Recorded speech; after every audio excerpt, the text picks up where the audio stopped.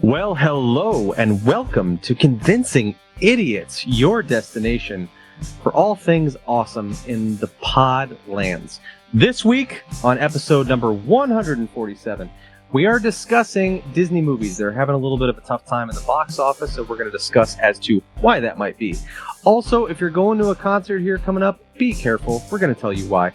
Also, Idiot Inquiry of the Week, we're discussing a new social media platform on the scene. And is it worth your time? We're going to tell you all about it. All three of us and the show you're listening to are signed up for it, and we'll tell you all about it and so much more. And for our final segment, in celebration of the recent holiday of the 4th of July, we are discussing some of our all-time favorite patriotic movies. So make sure to stick around all the way to the end. So without further ado, let's start the show. All right. Test. Call it again. Convincing Idiots. Convincing Idiots. Called it ham gravy. I informed them that I sided with the stat man, not just anyone's opinion, the stat man Brian Fisher. These kids today. Jingle All the Way is in fact the best Christmas movie of all time. I need to get Grandma a present, and my herpes is flaring up. I got it. Mm-hmm. Yo. I'm the millennial We're Santa. three friends representing three different generations. That's our whole shtick. That's our thing. Mm-hmm. Nick got to hold poop. Mm-hmm. I'm standing in the sea Caucasian. breeze, holding a turd, just mightily. I'm just going hitting hats. Anyway, on a lighter note, Welcome to the podcast. Welcome to the vodcast. Welcome to the broadcast. Boys and girls, welcome to the show. This is Convincing Idiots. My name's Dean. They call me the Zennial. I'm Brian Jennings. And my name is Nick, and I'm a millennial. And if this is your first time joining us, welcome. We're Convincing Idiots, a weekly podcast of three friends representing three different generations. We get together almost each and every week to discuss all things nerd and pop culture and issues of the day. So if you've not already done so, please feel free to go find us on all your social media accounts. We are on all of them, including Threads. That's right. You can find us there as well. So if you don't know what Threads is, stay tuned. We'll talk a little bit more about it in a bit. But in the meantime, go to all of your favorite social media accounts. Like, subscribe, rate, review. That stuff really helps us out in the standings. Download this podcast, subscribe, all that good stuff. And if you would like links to take you to each and every one of those platforms, well, no fret. We have a link tree. Go to Google, type in Convincing Idiots, Linktree, LINKTREE, and conveniently placed for you. Before you will be links to all of our social media accounts, as well as our website. That's convincingidiots.wordpress.com. You're also going to find a link to our merch store. That is correct. We've got shirts, we've got pint glasses, we've got hoodies, we've got stickers, and oh, so much more. So feel free to stop on over there and check that shit out. So you can also find us on Boss Code Media. If you're not familiar with Boss Code Media, Boss Code TV is an app that you can conveniently download on your smart device or your smart television. It's a bunch of original content creators and really cool stuff on there. We're on there. Our friends on It Came From Gen X are also on there, and oh so much more. So be sure to check us out on Boss Code Media as well.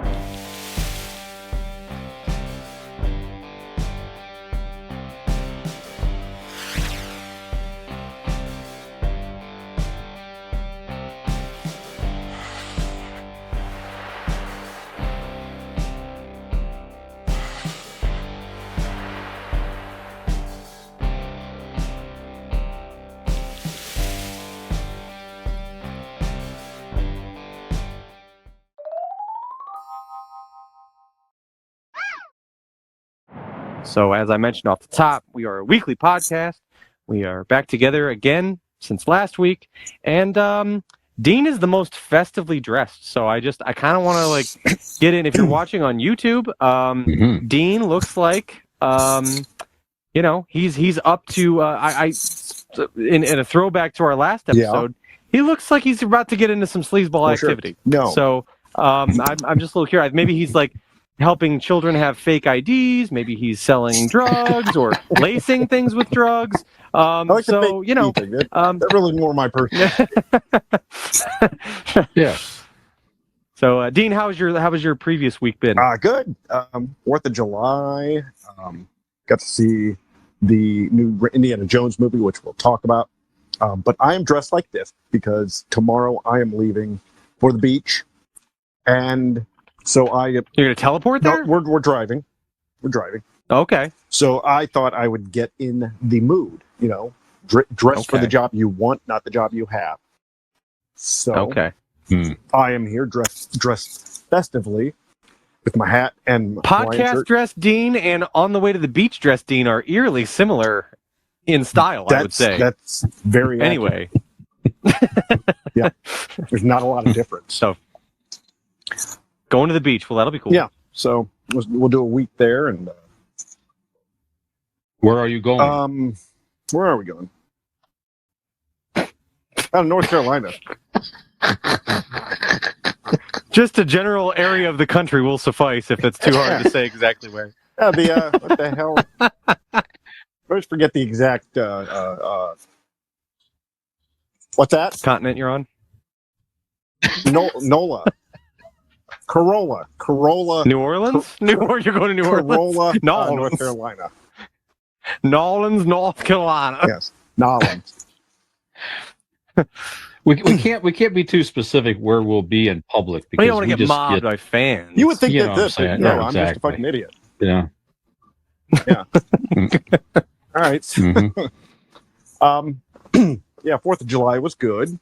Now I do think you're up to something illegal. The fact that you're reluctant to tell us where you're going.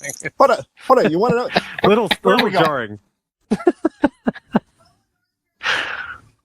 That's right.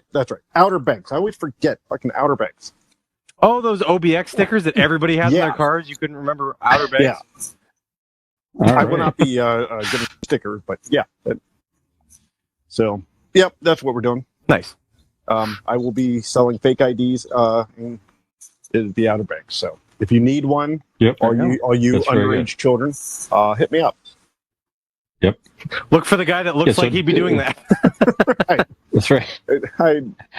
Dean will be under the third pier between 2 and 3 p.m. no, weekdays. No, don't tell them that. I'm under there doing something totally $18 different. cash. Yeah. Still earning money, but not selling IDs. Which part are you here for? Lamination is $3 more.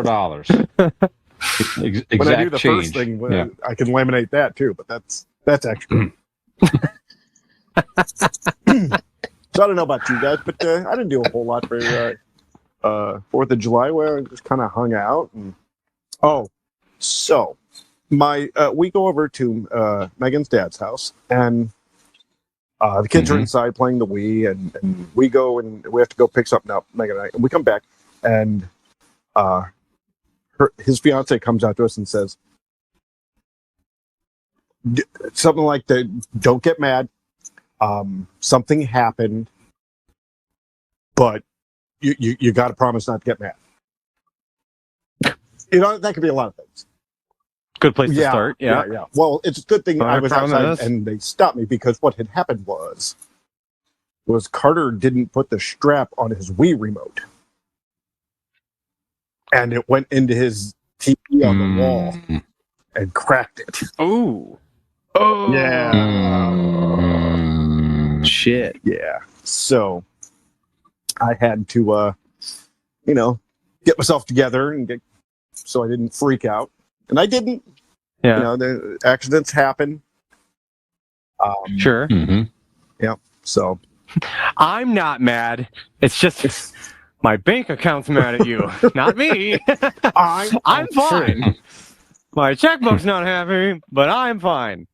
So, yeah. So that happened. Nice. What about you guys? Brian, what's going on? So if we haven't said so already, please donate to the show. If you go to convincingidiots.wordpress.com, you can find ways in which you can help us Kinda out need it. financially That's right. and pay for new TVs for people. That's right. I'm doing well, thank you. Carter's breaking weekend. TVs, you're breaking Some good hearts. I quality hear. time. Mm-hmm. That's right, as always. Yep, Breaking trying. hearts and hips. Well, Mhm. at that age, the crowd he's running around with, it's kind of easy. That's right. No, just nice weekend, some good quality time with Ali, and then Hold on. What did you just say? Good Oh. quality time with I honestly Ali. thought you said big boy time with Ali. I'm like, I don't know what that is, but it sounds fun. It may or may not have All been right. in quality All right. time. I like it. I don't know. Big boy time. Almost so it's a big boy It's time with big you. boy time. That's going to be a new thing now. You want to have some big Who boy wants to time? come over for some big boy time? Well, like you said, Dean, we went saw last week. We saw the movie Indiana Jones together. Good Lord. I'm going to interrupt mom because went I want to brag with about us. I got to meet your mother. What a lovely, Oh, lovely nice. woman. Thank Yeah, you very fantastic. much. Yeah, Mom had a great time. I recall as a young lad, Mom and Dad took me to go see the original Raiders of the Lost Ark at the Rolling Acres Cinema, which is now Amazon. bulldozed and now an Amazon distribution center. But it was some good memories of the movies with my parents, and I started to do that with. Anyway, it's nice to fast forward all those years and got to see the last Indiana Jones with Mom, so that was really good with you guys. I one of my little goals this year was to take up a new hobby, disc golf. I wanted to give disc golf a try. I figured I could throw a frisbee okay, something I used to enjoy doing as a kid.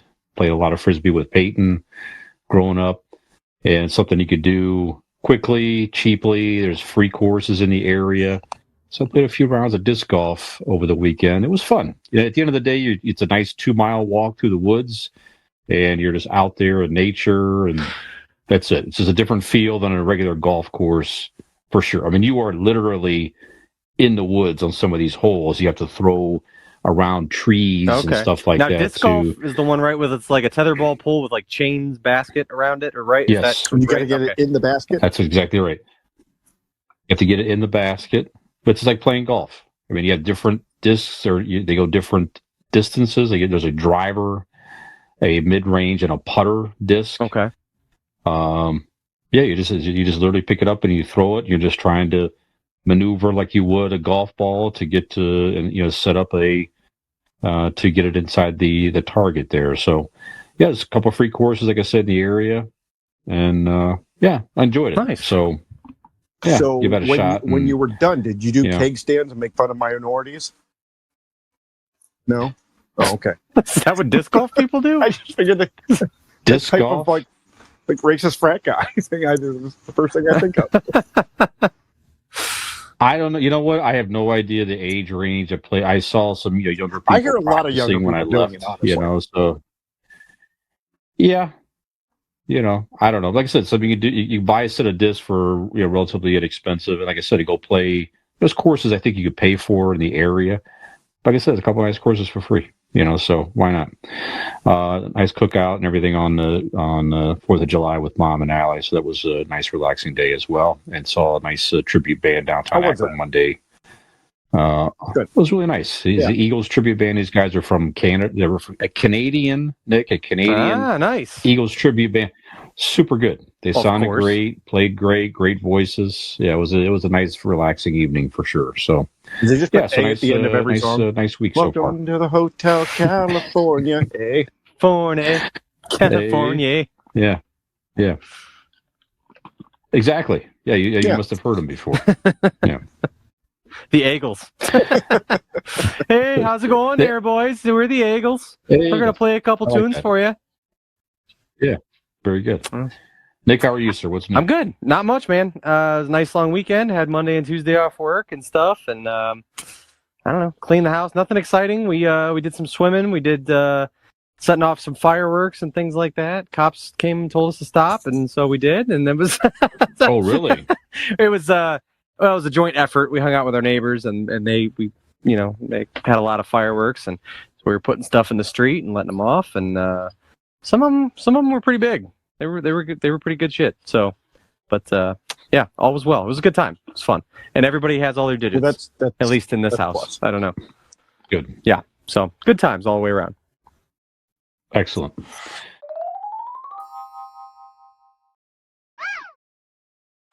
All right. Well, I know, Dean, we saw something new. Have you seen anything else new before we get to Indiana Jones, or anything else you wish to mention? In the only thing I'm keeping up, trying to get caught up on the Secret Invasion. I'm not there yet. Did you see episode 2? And I'm watching it because it's Nick Fury, because it's part of the Marvel stuff, but it's not grabbing me yet. Mm-hmm. It's not doing it for me. So we'll see as we go forward. Okay. I haven't seen episode 3 yet. I don't know. I'm still digging it. Okay. All right. Yeah, other than that, and then you and I went and saw Indiana Jones, but that's about it. Yep. Okay. All right. Well, we'll come back to, we'll do Indiana Jones last. Nick, have you seen anything interesting, sir? Yeah, mine will be quick because I'm just going to comb over the things that you talked about last week. Pretty much. So I finished Fubar as well. I finished Fubar. My opinion stays the same. It was fine. It was solid. I enjoyed it. Would I have been as into it without Arnold Schwarzenegger? No. All that being said, No. I will say it got better as it went on. You know what I mean? After the first couple episodes, I was like, Yeah. okay, this is fine. And it did. I enjoyed it more and more as it went. But my opinion to anyone who has not seen it would be, if you are a fan of Arnold Schwarzenegger, definitely watch it. If you're not the biggest fan, I don't know, watch a couple episodes, see what you think. It's fine. It's not a bad show. It's just, that's why I was there. But it was fine. It was enjoyable, and I definitely watched the season 2 and all that stuff. So that was good. And then we binged the hell out of Muscles and Mayhem, the American Gladiators documentary. Oh my God. Yeah. We knocked that shit out in like 2 days. It was awesome. Yes. So fucking awesome. I've said it before, but like I'm big into documentaries. So anything like that, or especially like I would call that a period piece. You know what I mean? It's definitely very 90s centric, really takes you back to that time. And it was, man, it was just fascinating. I don't know, no spoilers here. I mean, if you watch the trailer for it or just know of the American Gladiators, you can probably imagine the themes of the show. Obviously, the usage, how they skyrocketed to fame, trouble, the athletes, not really being taken care of properly, not being compensated properly. That being said, it was really cool to relive what all that was and see the, behind the curtains peek at it and stuff. So I absolutely loved it. I don't care if you're broken down and torn down. That was awesome. Yeah, right. But they all basically say that at the end. They were like, I wouldn't have traded it for anything. Like, it was fucking awesome. Like, they got to be, like, famous they got to be for, superheroes. like, 6 years. You know what I mean? Yeah, essentially, yeah. So it was cool. Brian, did you finish that? I know you started watching it. You said last week. I did. Yeah, I really enjoyed it.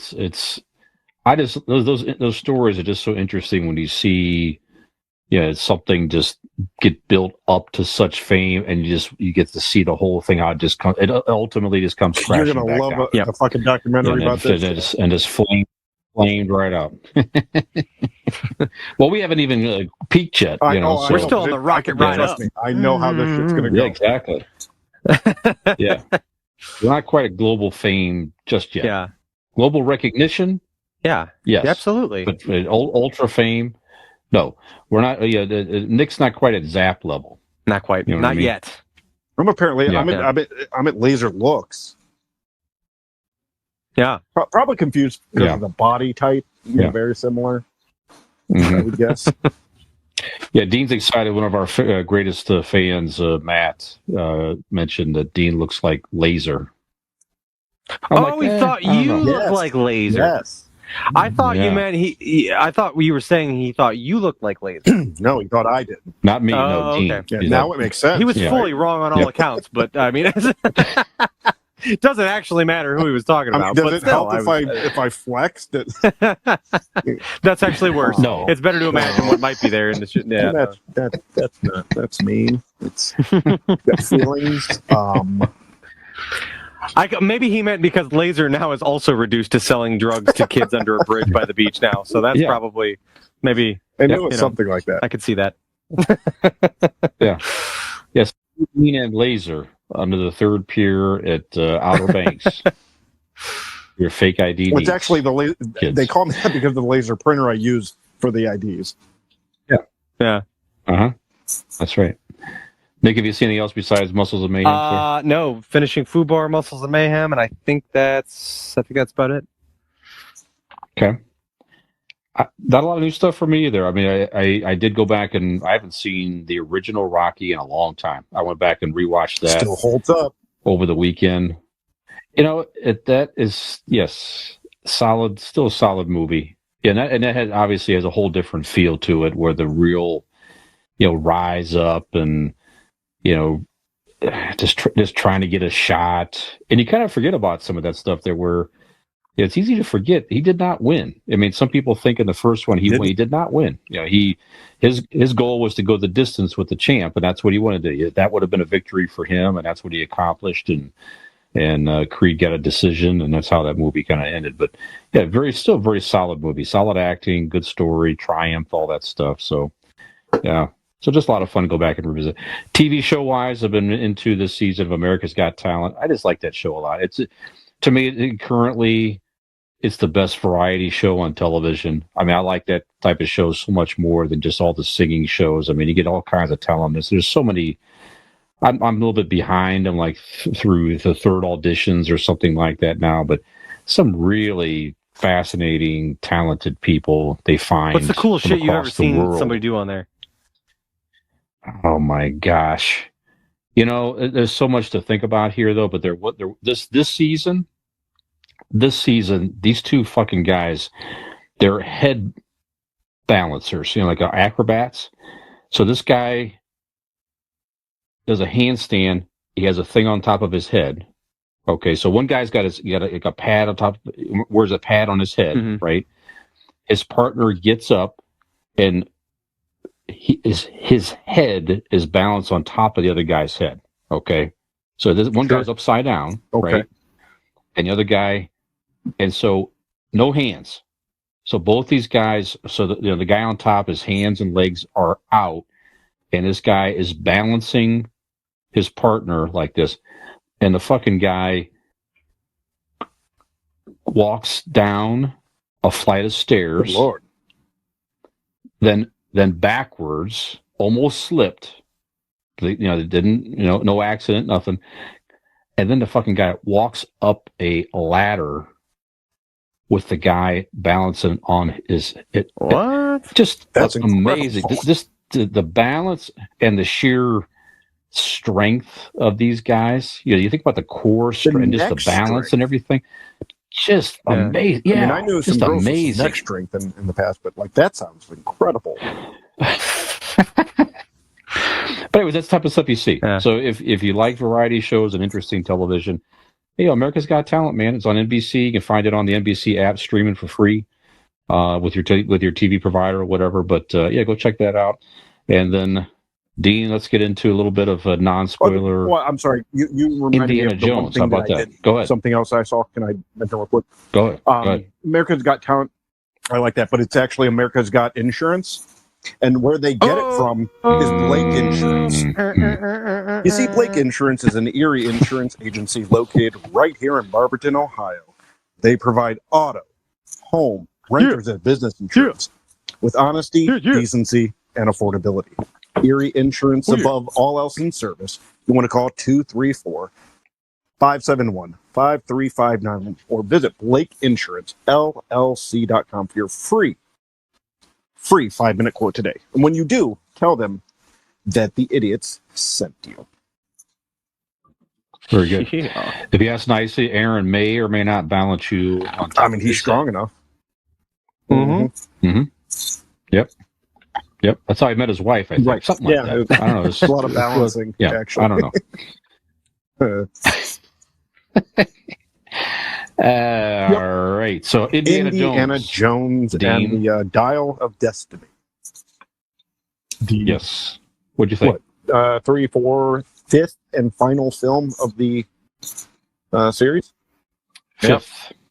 I liked it. I think it was on par with an Indiana Jones movie. It was a throwback to the way action movies used to be.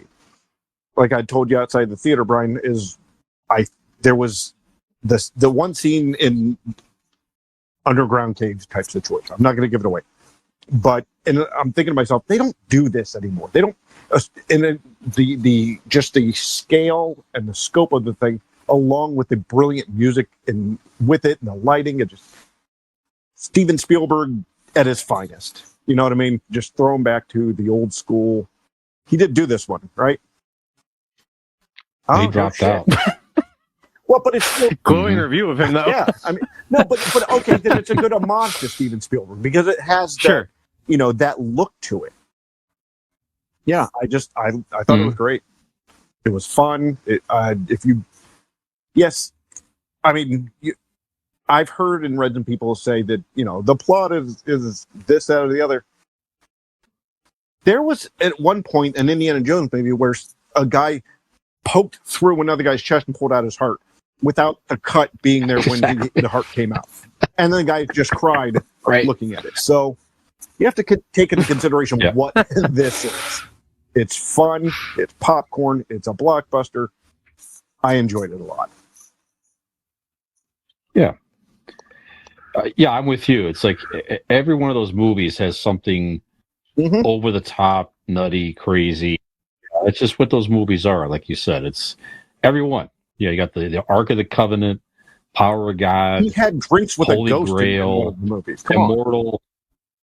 Exactly. That's right. The Immortal Knight. Like you say, ripping out the guy's heart was still beating.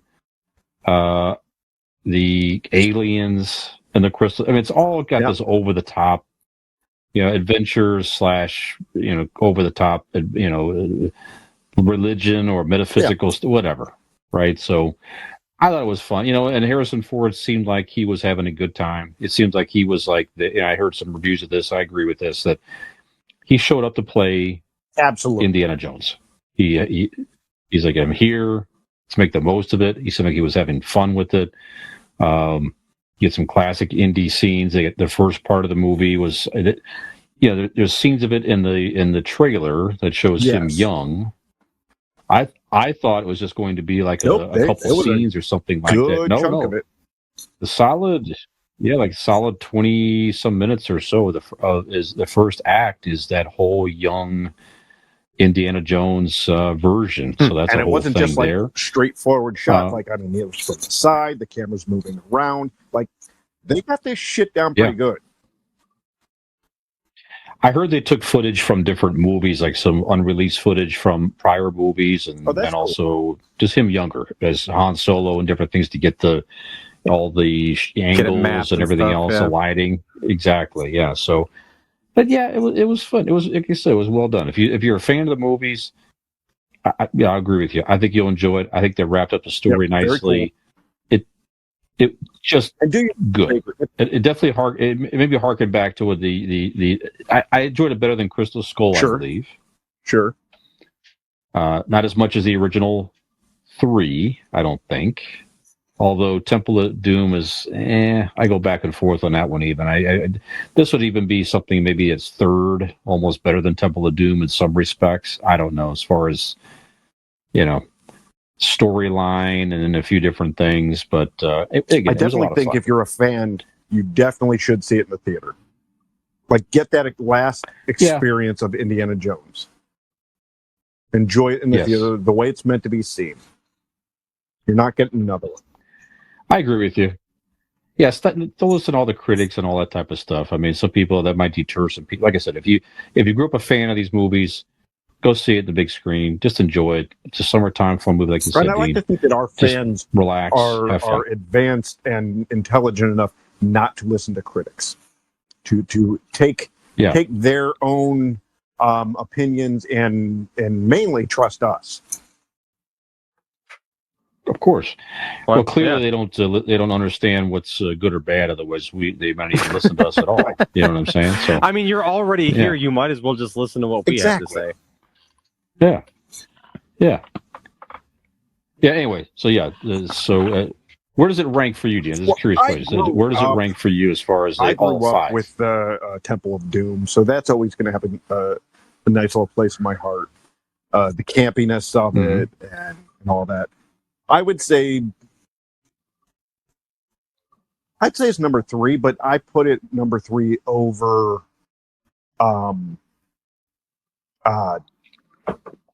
Last Crusade. No. Are you telling me that I'm Wow. wrong of what I said? Brian has spoken. You're officially wrong. Your opinion is wrong. I don't think it's as good personally. I don't think it's as good Okay. as Last Crusade with Sean Connery, Okay. but Convince him now. Do No, it. yeah, I know. Nick, he doesn't have to be right. all This is the time. show. Brian doesn't have to be right all the time. Convince- It's okay. It's fine. No, I don't know. all right. I never. It was never my favorite. The Last Crusade. It was. Okay. I don't know. That I didn't. I want to see him have the interaction with the girl throughout the movie, not his father. Like some of the jokes were a little forced. I didn't like Sean Connery in that movie. So. Yeah. Oh wow. Okay. Again, wrong. Man. She is. Yeah. Wouldn't be the first time. Totally wrong. Not going to be the last time Yeah. during this show, even. Actually. Well, again, they're and again, not to spoil it, you did wonder, are they going to touch on? Obviously, he had a son in Crystal Skull. Is that going to be mentioned? What's going on with his son? And they do. They do cover that part of it. So you do understand. You do learn about his son. That happened. It's like they didn't bypass Crystal Skull like it never happened. So this is a continuation of the story, as you would hope and expect. So. That's it. So you kind of learn everything that's happened there and everything else. So There's there you go. a shirtless scene of Harrison Yeah, go Ford ahead. at 82 years old, right? And the only thing I can think of is like, do you know how much work I have to do on my body just to look like an 82-year-old? And he's not like in shape at all. Like he's just a regular shaped 82-year-old man. And I'm like, wow, I have to like work super hard now just to look like an 80-year-old man. To get to 82. Yeah. Yeah. It's one of the things I noticed. Yep. There you go. Yep. All right, guys. Good stuff. All right, we're going to take a break. I want to come back with some pop culture headlines. And as Nick alluded to, we're going to mention the new Threads app in our Ask an Idiot question coming up this The week. Convincing Idiots Tech Corner. That's right. Exactly. Did I use that correctly? Yeah. Yes. Perfect. All right. So we're going to go refill Dean's laser printer. It's out of ink. That's right. And we'll come back after the break.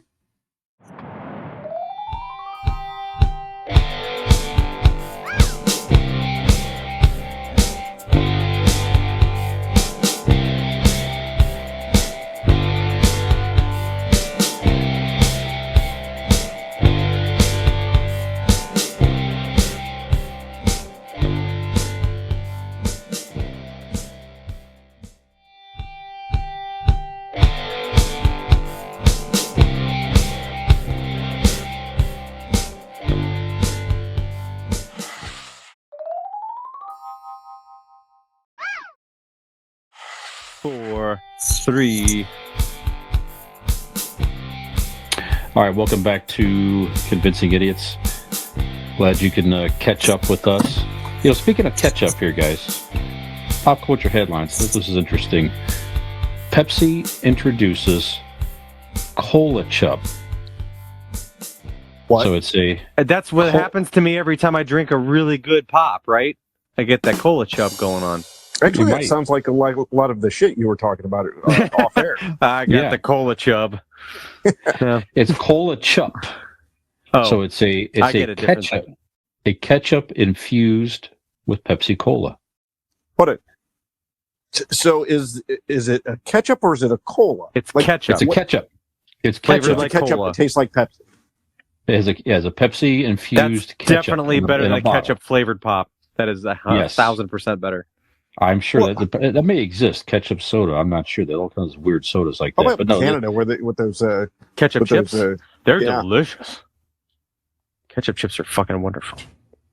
Yeah, so over the 4th of July, Pepsi promoted this, and there's some Major League Baseball parks over the weekend, not Cleveland, but there's a few other bigger ones, New York, Boston, a few other ones, had this on hand. So, but it's something I guess you can start to purchase. Are you interested in trying No, Yes. Cola Chup? no, Both emphatically. No and yes. not even close. Absolutely. I want it. I I don't bet even it's like good. I bet it's good. Why do you think it's good? So just, why do you want to try? I like for example, in my head, I'm thinking of things that are like cola flavor. Have you ever had those like gummies that are like little pop bottles and they're like the cola?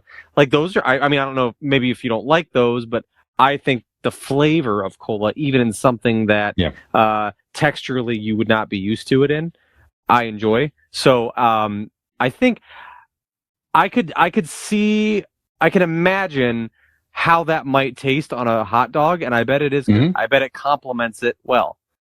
I mean, it's no different than drinking a can of Coke while you're eating a hot dog and that kind of thing. But That's like right. having ketchup, now in my head also, it's still ketchup. It still tastes like ketchup, but it's got a flavor, a hint of cola to it. So I like that. I think that I bet to me it sounds good. So D, no go.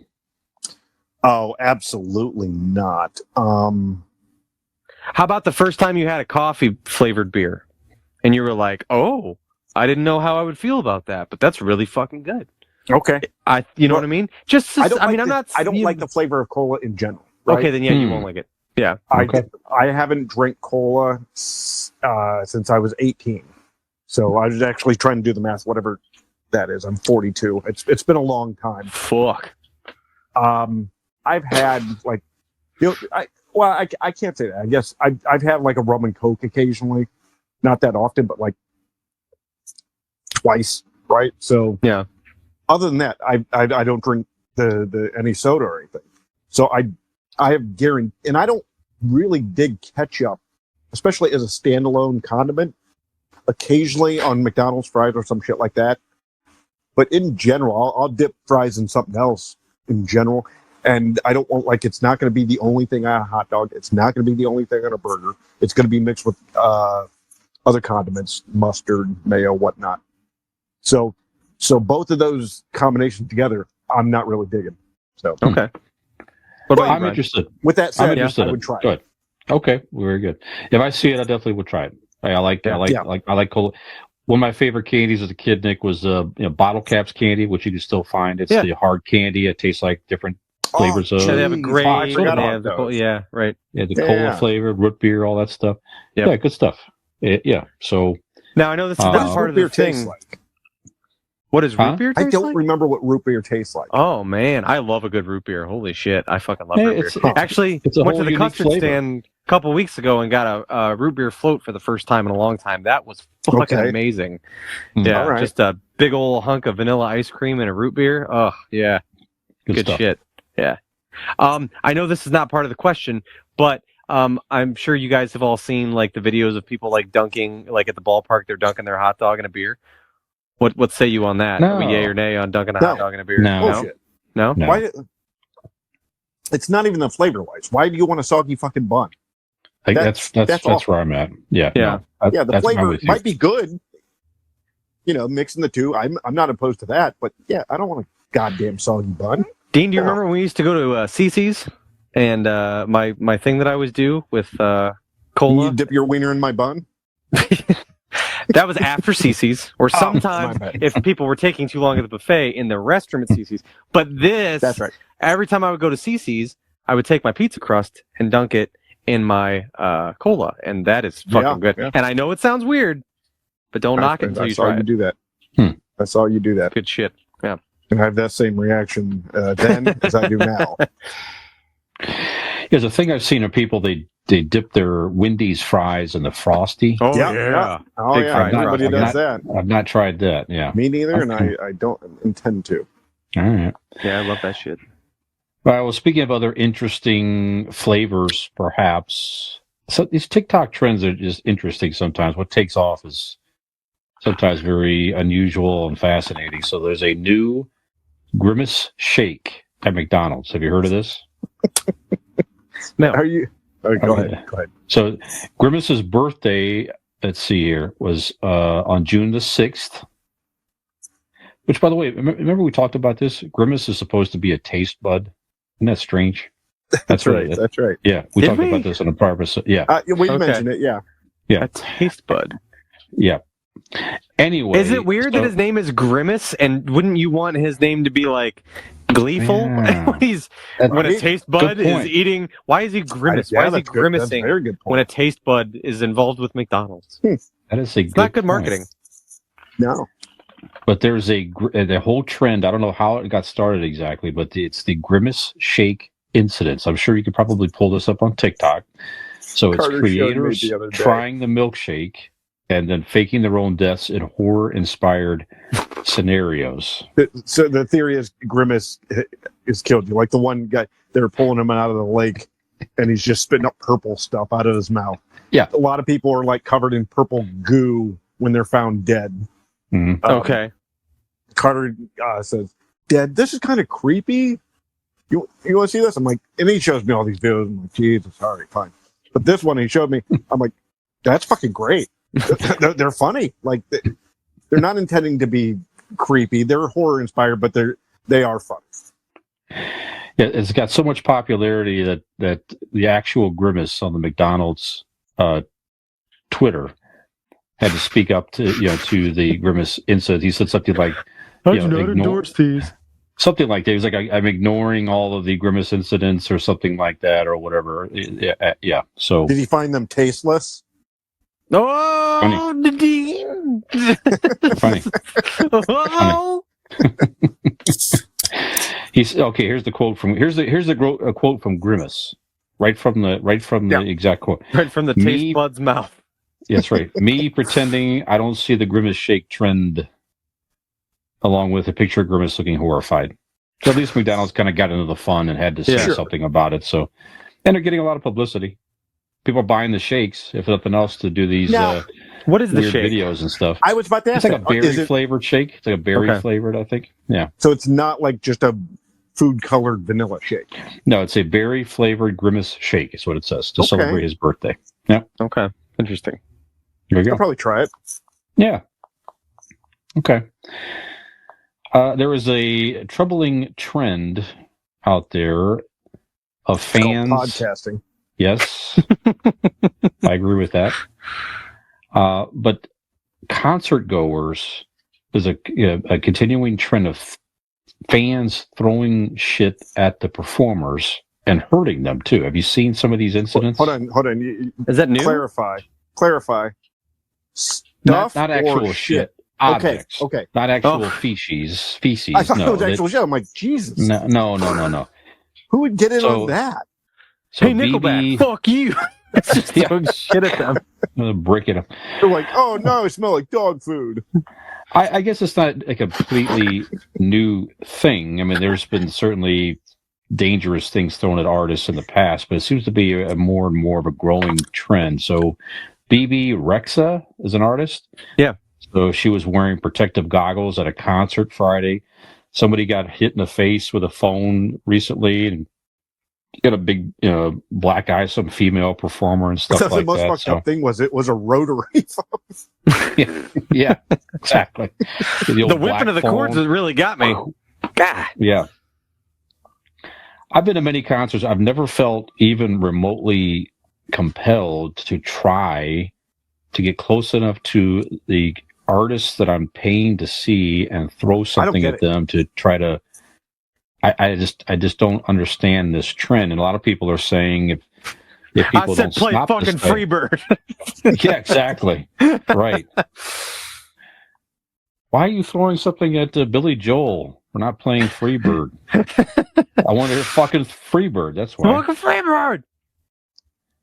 That's incredible. You're right. Go ahead. Like, who does? Like, where is that mindset of like, I like this so much, I want to stop it, or hurt the person, or just disrupt in any sort? I don't get it.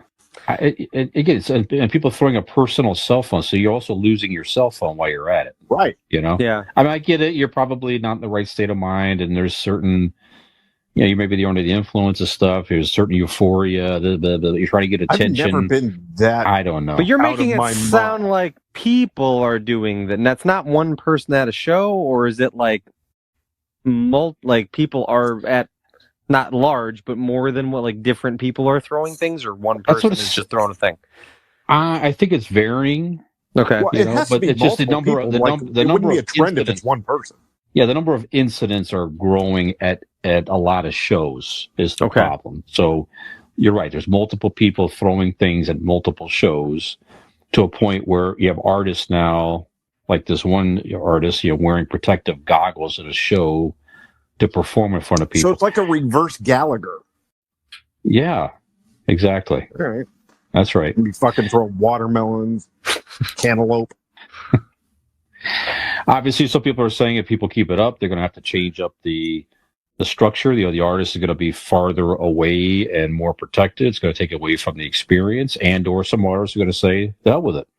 I'm not going on the road. I'm not going to perform in front of live people because I can get hurt." And they revert to streaming concerts or something along that line. So I don't know. Just an unfortunate trend here. It's dumb. Yeah. Other people are dumb. So. Can imagine a scenario, like you said, and this is not me condoning any of these actions. It's fucking stupid. Somebody could get hurt. I don't care if you don't like their music or you don't like the artist.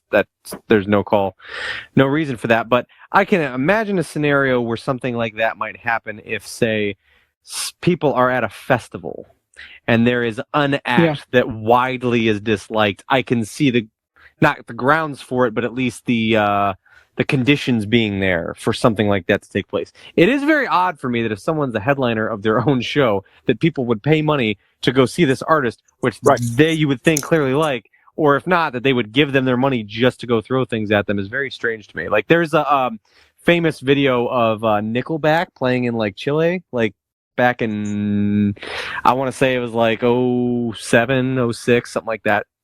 They were headlining a festival, and for whatever reason, the crowd there, I mean, Nickelback is people love them or they hate them kind of thing. But people were throwing rocks at them. And Chad Kroeger, the lead singer of Nickelback, comes out and starts yelling. He's like, hey, it's like, stop throwing the fucking rocks or we're not going to play. Now, do you guys want to sit here and throw rocks or do you want to see a kick-ass rock show? Mm-hmm. And then people started throwing rocks at him again. Yeah. And they were like, fuck it, good night. And they left. Which, you know, I shouldn't laugh because, like I said, I mean, it is dangerous. It's dangerous and stupid. And it's stupid. So it's really, like I said, even if you don't like the artist, you don't like their music, that's bullshit. There's no reason to do that type of shit. But yeah, I could at least see an environment where that could be created if you're playing a festival where you're just not, for whatever reason, not the popular artist there, and there's a large group of people that aren't into it. Still not acceptable. Still not a good reason for it. But yeah, that's very strange. It's hard to imagine going to see someone's show and then throwing shit at them. I know I heard there also is old, the Foo Fighters on, I believe, their first studio album. They had they have a song called Big Me, which was, the music video was made to be like an old cheesy 90s Mentos commercial. And so every time they play it live for many years, Dave Grohl said people would always throw Mentos when they would start to play it, like, but not just the one, but like a stick, He's like, it's like getting hit with a battery, you know what I mean? Like, it's just, you get these little thin solid tubes of Mentos like flinging up at you. So we eventually had to, obviously get out ahead of that and tell people, we appreciate the sentiment, we understand what you're doing, right? However, stop it hurts, please don't do that. Right. Yeah. Right. And people didn't, because they're like, oh, we like them, we weren't trying to hurt them. Like, but the live show that we did when people kept trying to throw talent at us, like, guys, you got to relax with this. Right. Yeah. We could get hurt. We're not used to such things. Yeah. If we get that close to talent, we could die. Yeah. So please, I'm scared.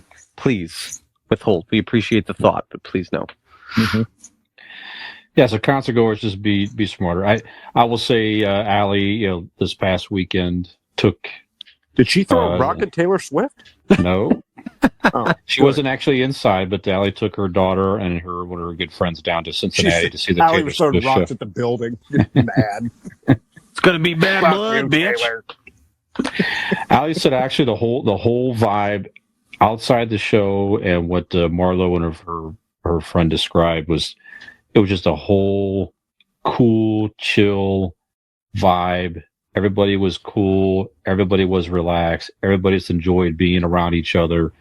It was just a whole positive experience. She said there was a ton of people outside the show sitting, just listening to the music inside the stadium, just sitting out there. They'd set up community, little camps and all these different things. And just, she said it was a whole positive experience. So, kudos to these, Nice. I guess, the Swifties, all the Taylor Swift fans out there. It was a whole What I didn't tell positive you thing. guys is actually the way I'm dressed now is because I'm going to a Taylor Swift concert right after the show ends.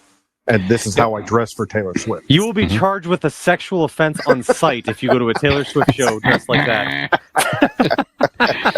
Well, this is the Eras tour, Nick. I learned, and so Dean is dressed as the fake ID sales look that Taylor Swift did in Because these teenagers are going to want beer, so they're going to need that's right, the fake IDs. Yep. Something like that. 2006, 2008, something like that. She did that. Yeah. That's right.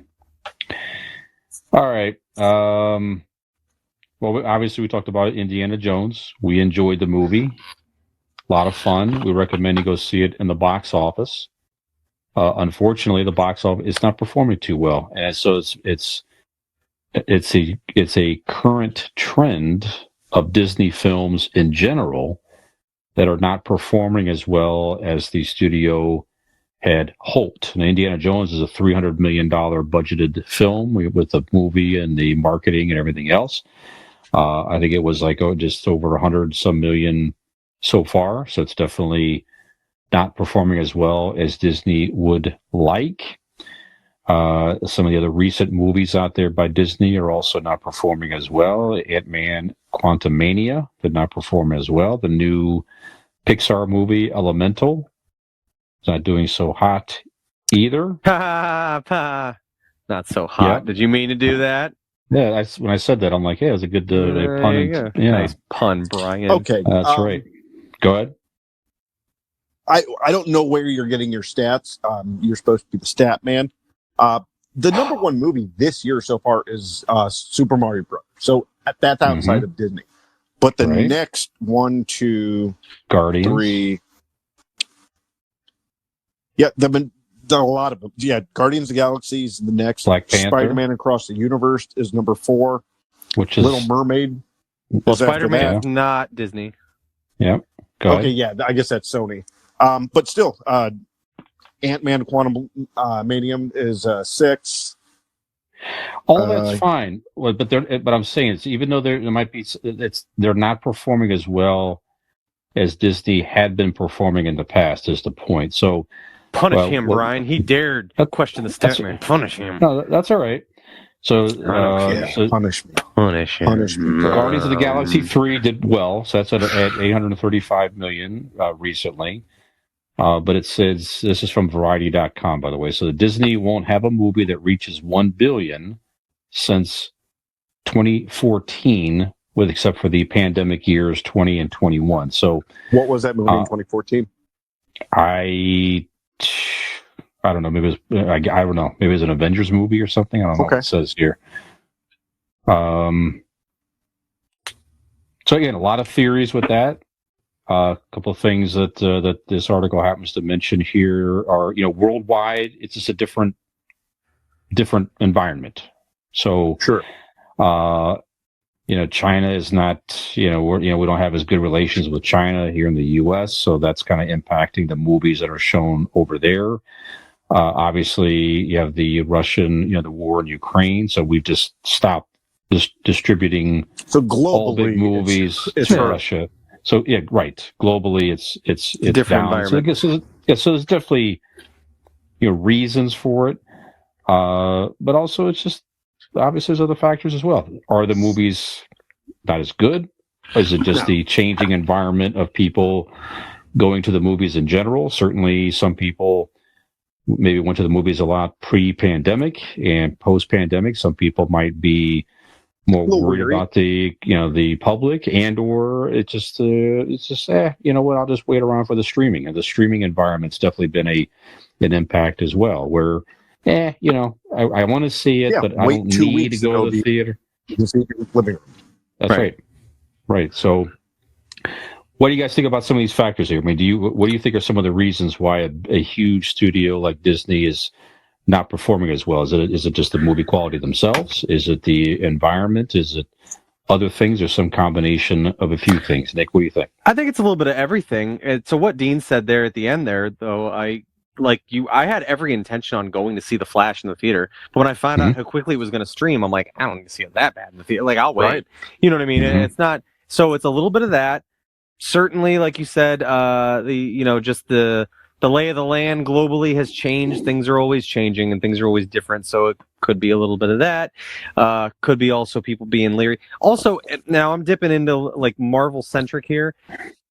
You hit a golden age back when Marvel was doing what they were doing for Disney with Iron Man, Thor, Captain America, and like all these Avenger movies, and then them all coming together. I mean, they were knocking them out of the park, and not to mention they were dealing with very central characters. Now you're in this kind of outer rim phase of Marvel where you're banking on leaping on the side characters and spin-off things, and I just don't think, and it's not to say they won't be good, or it's not to say they won't do well, or do the characters justice, or anything like that, but it's a different animal. You don't have the wide recognition for the casual fan, I feel like, in a lot of these Marvel movies with these characters, as to where everybody knows basically who these main Avenger, superhero characters are, and if they didn't, they learn about them as they go, but they're kind of roughly familiar. But I mean, you get into the outer reaches of some of these characters in the Marvel universe, you might be reaching a little further than some people really have an interest to go.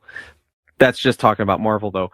Other than that, like, I don't know, animated Disney movies, like the Pixar and like the animated stuff, is usually, I would say, on the whole, pretty good. There's a couple like ones that are like, I don't like that one as much, but for the most part, they've got that shit down to a science. So I mean, in whatever Shrek in and those, all that isn't. no, that's DreamWorks. Mhm. DreamWorks made Shrek. Yeah, but I don't know. I think it's a little bit of everything. I do. I just think it's kind of like I said, the superhero movies did so much for Disney, and they just really, you're not going to come across a moment in time and a cast of characters like that again, I feel like. So it's hard to compare it to that. But yeah, I just think it could be a lot of different things. The streaming thing definitely has a lot to do with it. I mean, like I said, there's plenty of movies I'd love to go see in the theater, but if it's that or wait like 3 weeks and save like $50, then I'll probably just wait. Like, I'm already paying for the streaming services anyway. So, but I don't know, a little bit of everything, I think.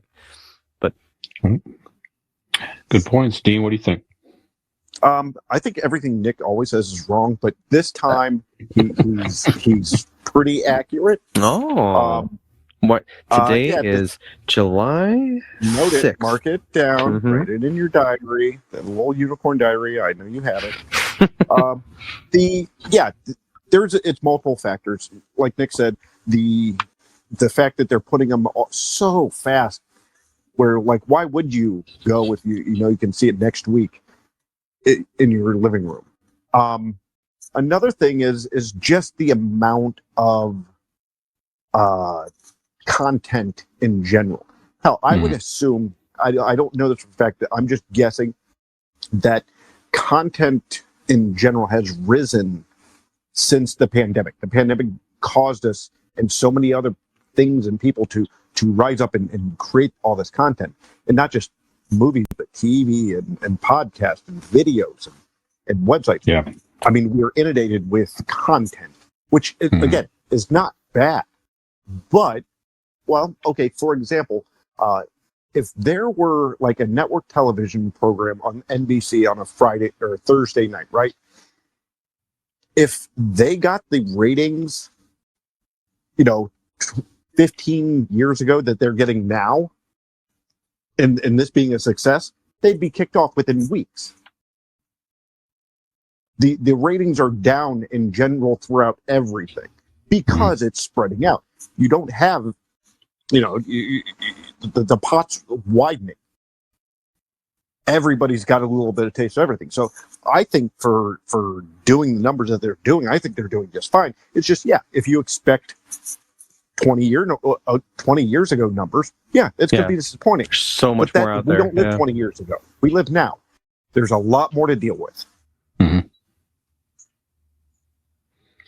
No, you're right. I mean, I agree. I agree with everything you guys are saying. A lot of factors there. So, yeah, Nick, that's one of the first things that popped in my mind too was the whole Marvel franchise in the sense of it's just the biggest movie you have now is Guardians 3, and it did well.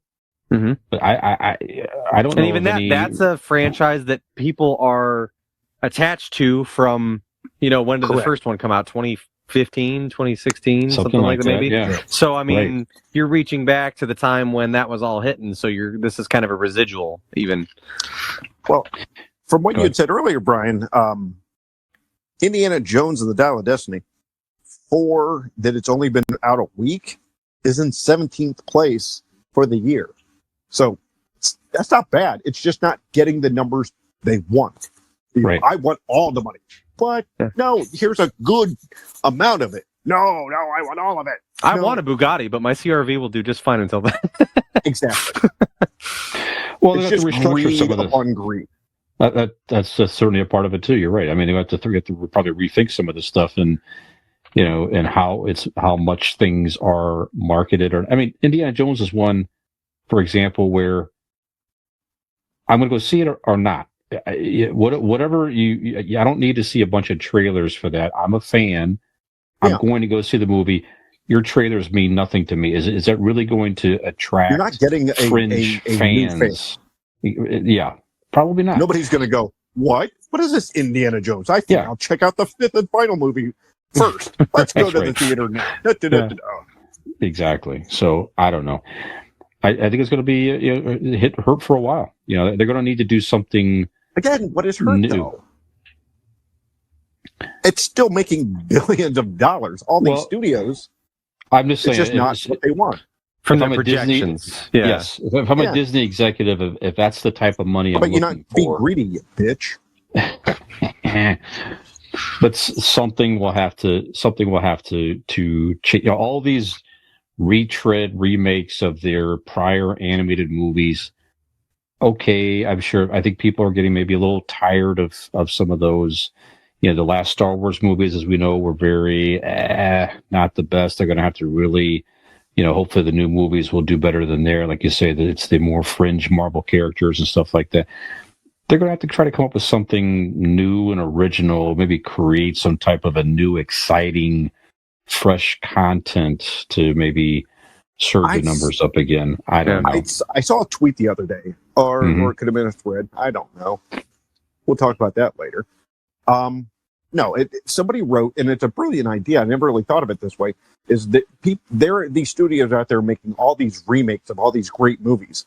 Mm-hmm. Why don't you remake a movie that did shitty and make it good? That had potential. Go back and remake one of those and make it good. Yeah. I agree. I mean, I saw they're going to remake like It's a Wonderful Life. It's like, why the fuck would you want to try to remake it? So come on, man. Yeah, that's like trying to remake Howard the Duck. You don't fuck with a masterpiece. So maybe they could do that one well. I don't know. All right, so a lot of factors that Disney's Did the Duck give you a boner? Gave me a boner. You bring that up alarmingly often on this podcast, actually. Yeah. Did I get a boner during Howard the Duck? I was watching. First of all, Leah Thompson. I mean, she'd give anybody a boner. I was watching Back to the Future the other day, and first of all, there's a lot of plot holes in that, and that's one that's like I'm glad that they didn't try to remake, because that really seems like in the wheelhouse of something Hollywood would try to reproduce. But yet, it's a lot of creepiness, and I'm like, even she's supposed to be like the dude's mom, but she gave me a boner in Howard Duck. She gave me a boner in Back to the Future. I mean, really not much Leah Thompson wouldn't give me a boner in, besides real life. Not her looks. That sounded bad, actually. Meaning she wouldn't. Anyways, that's all right.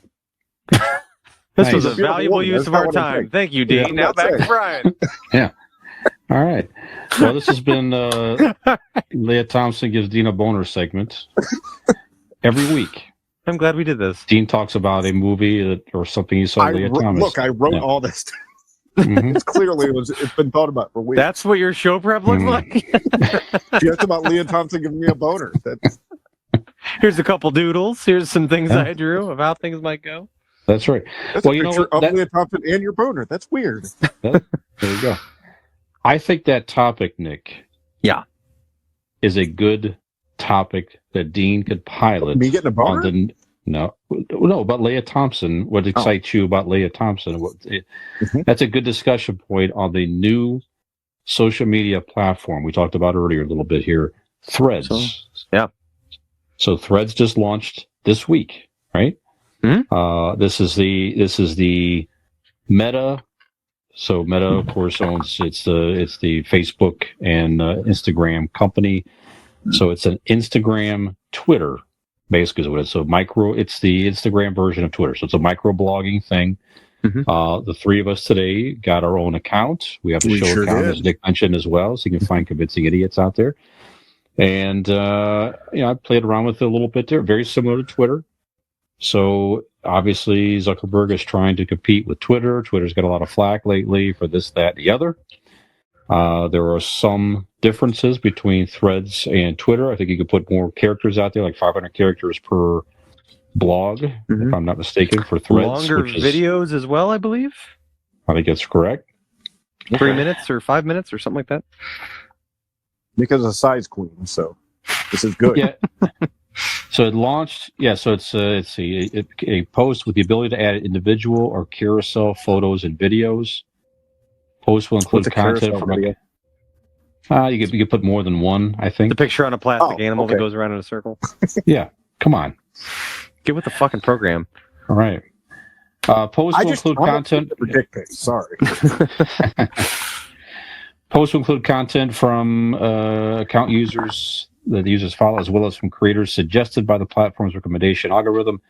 Viewers can engage by liking, commenting, reposting, including quoting a post and sharing to their Instagram story or feeds. That's an interesting feature as well. You can go back and forth between Instagram and Threads.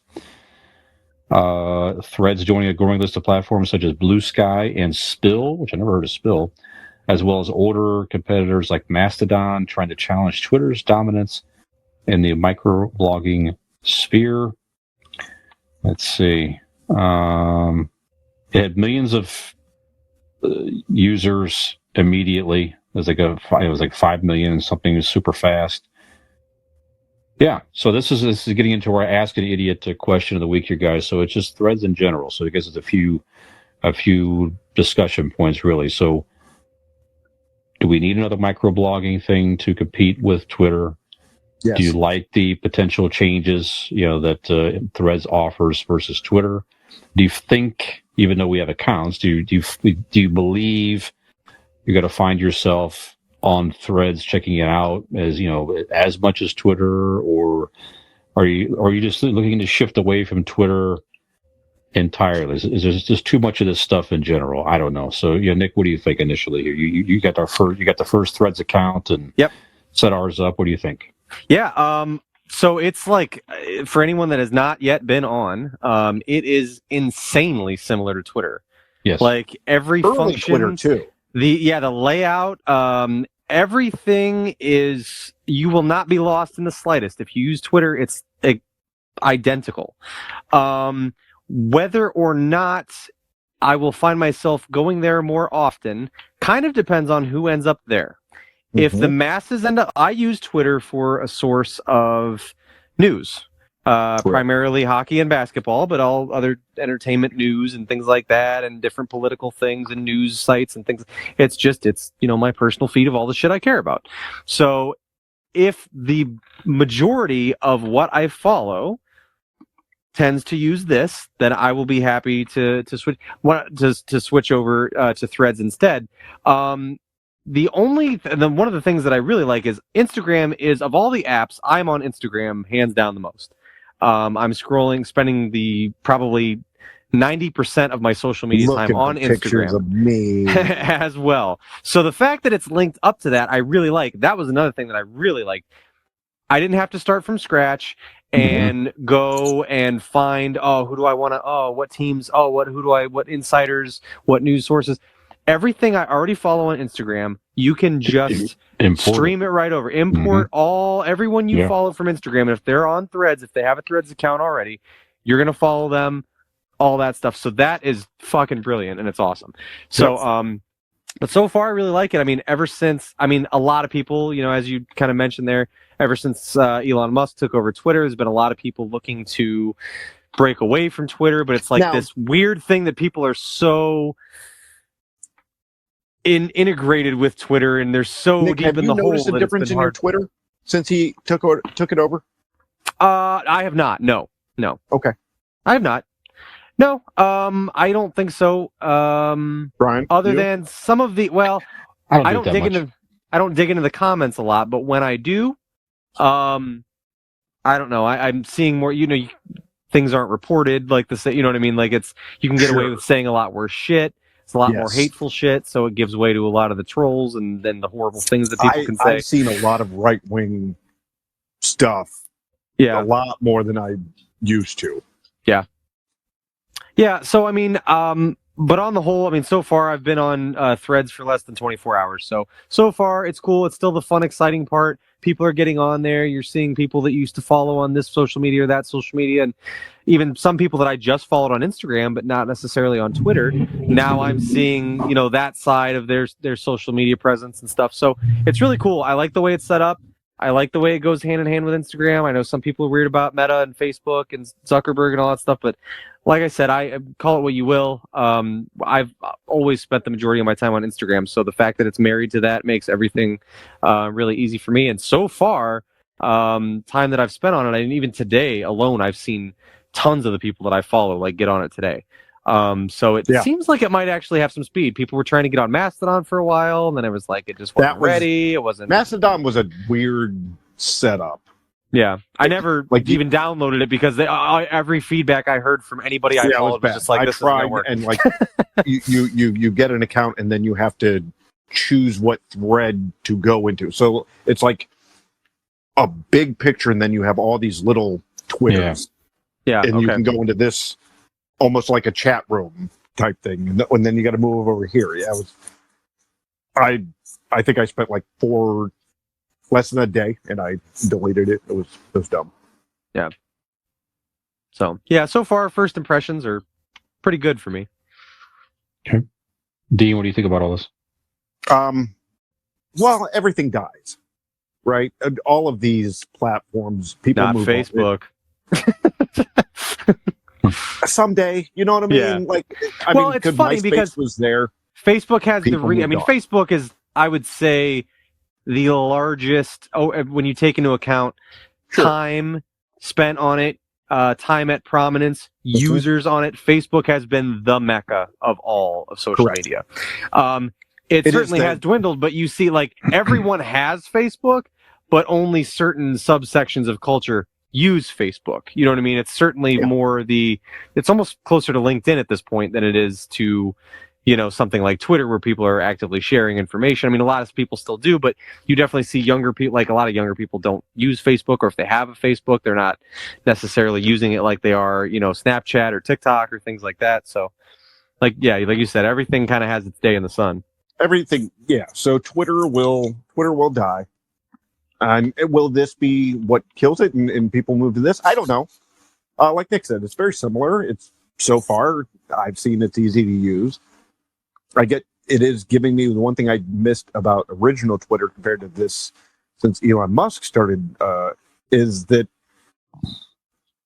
with this, you get to see people you actually follow.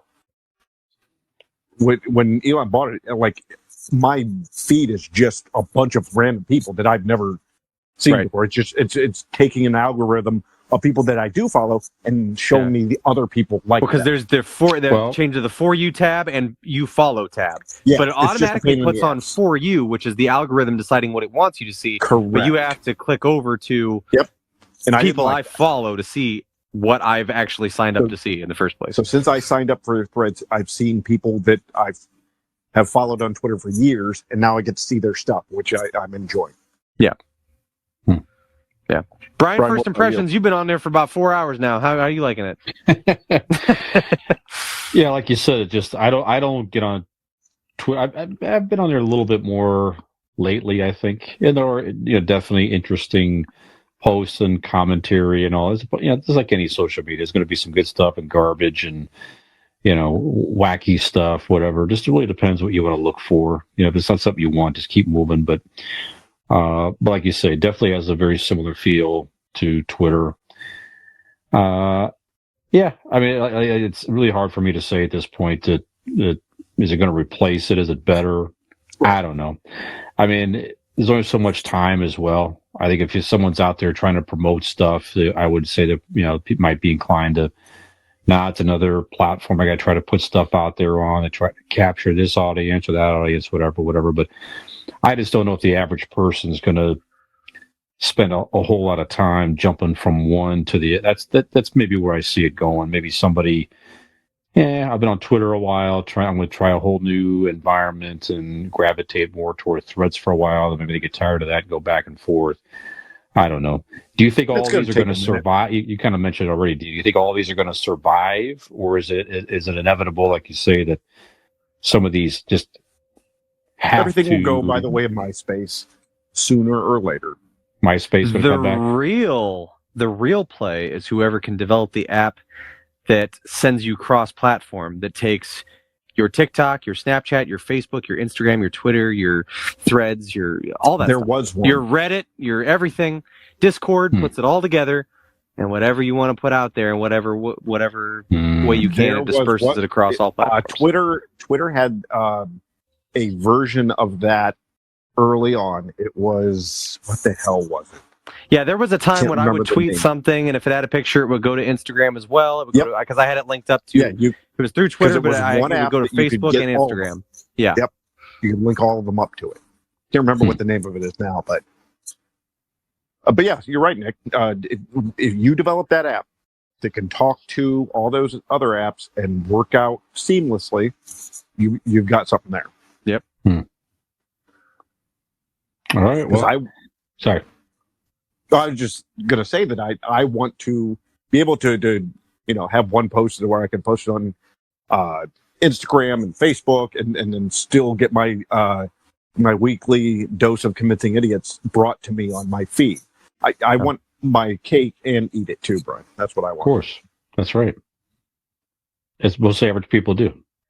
And I want to dress up as a duck and make out with Leah Thompson. Mm-hmm.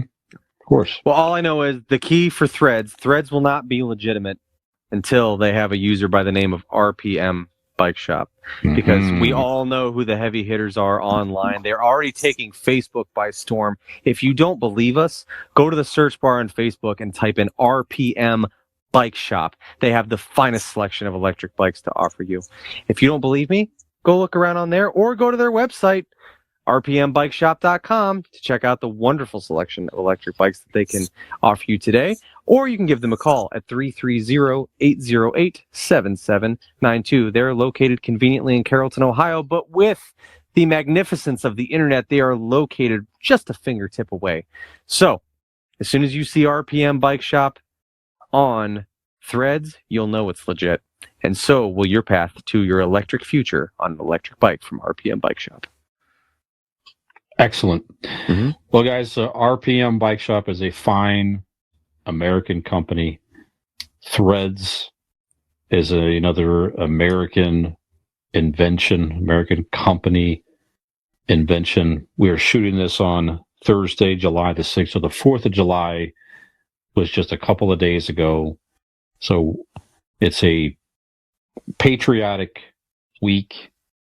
And that's what we're going to talk about in our main segment here, guys. We thought we'd mention our personal idiot Mount Rushmores of favorite patriotic movies that make us feel patriotic, whatever they may be. Serious, comedies, doesn't matter. This is our personal choices of our favorite patriotic movies. And we're going to raise a flag. Dean's going to raise something else. Thinking of Leah Thompson. And then we're going to come back right after the break. Every moment moment, countless battles are raging. Alliances are being formed and broken. Legends created and destroyed. At this very moment, new worlds are being discovered. Codes broken, strategies devised, Records shattered. At this Very moment, all across the world, it's growing. it's evolving. At this very moment, we are PlayStation 2 online. PlayStation 2, now just $149.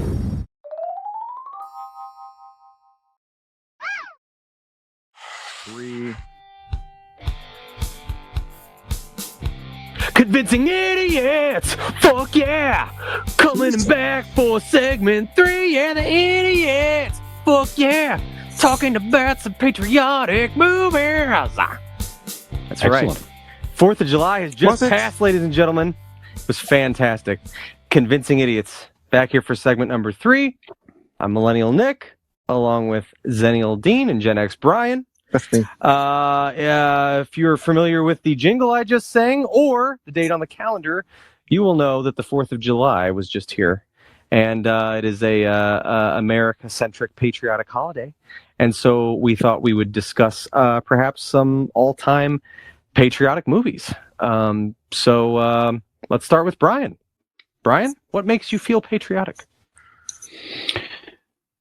I just love watching this movie. Watched it this season again.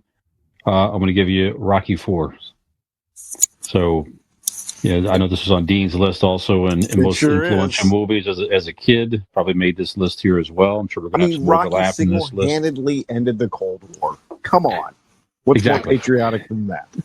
Yeah. We talked about this movie many times. It's just, when you compare Rocky 1 Yeah. to It's- Rocky it's 4, it night is and like It's absurd. miles apart. It's almost like almost like they're mocking. You know what I mean? It's so different. Yeah, just the whole movie is just over the top, crazy, fun, ridiculous. The whole James Brown singing, living in America, the whole, Apollo. There's robots. Yes, 80s robots, Russia versus USA, like you said, and I don't care what anybody says that the whole training montage of Sylvester Stallone in Russia, just fucking fantastic. fabulous. No Absolutely. comparison to him, the old school versus the modern training and everything. So It's just so much fun. As a child from the 1980s, I tell you, anytime there was a hill in the snow I had to go up, you're goddamn right. In my head, I'm Rocky Balboa, crawling, running up a fucking mountain in Siberia and reaching the top like it's the steps of the Philadelphia, whatever that was. Was it what? No, the Philadelphia was that a? I think it's a museum actually. Yeah, I believe so. They have the statue there now for real. Yeah. Right. Yep. A little Dean Drago. Yeah. And then the helicopter spin around him as he's standing alone on the mountain. Just so absurd. Yeah. Beautiful. Yeah. A lot of fun. I watch it every Independence Day season the last few years. It's just a lot of fun. A little tradition there. That's it. That's what I got. That's one of mine. Dean, what do you got? Okay, since you took one of my number ones, I'm going to go with what is more patriotic. We're going to stick with the idea of beating the Russians, but this time we're going to do it on our turf. We are going 1984 Red Dawn. Good movie. Nothing is more patriotic than beating the Ruskies on our home turf. These teenagers all came together from every walks of life to build the band of misfit soldiers, and when we push back and we win, God damn it, we are the USA. Red Dawn. All right. Yeah. Good. Nice. I'll start off with an easy one here. Obviously, the way I brought in the segment, Team America, World Police. Yes. It is a great embodiment of the United States. It's essentially, it's in a very satirical way, but also in many ways very fucking accurate. So Team America. The guys from South Park did a great job on that movie. It's ridiculous. It's hilarious and over the top, but I always enjoyed that movie. So, Team America, World Police. I hadn't watched that movie, Nick, in years. Yeah. And You want to know a secret? What? Never I've saw never it? seen it.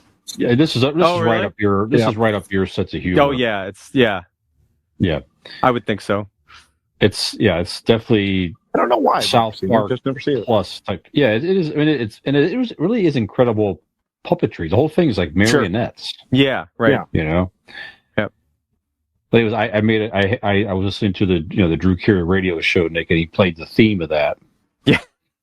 And so I added it to a little 4th of July playlist, and I'm like, this is just funny, and I'm like, I'm gonna watch. So I set it up. So lick my butt and suck on my balls. It's blaring in your backyard. Yeah, the fuck? yeah, that's what I did. I set up in the backyard watching it. I'm like, yeah, this is a little bit racy to have on the screen out here, but yeah. So I neighbor looks out the window. Must be 4th of July again. Yeah. What about definitely over the top stuff? The sex scene. There's a sex scene, and it's a fucking sex scene. Yeah, that's right. With marionettes. Yeah, absolutely. I should watch it sometime. Oh yeah, it's on HBO Max right now, free. Okay, you watch it there. Yep. But good one, Nick.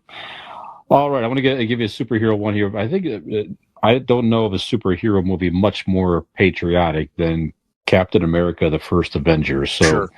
First Captain America movie, just fantastic. Steve Rogers, just set in wartime. The whole Captain America origin story.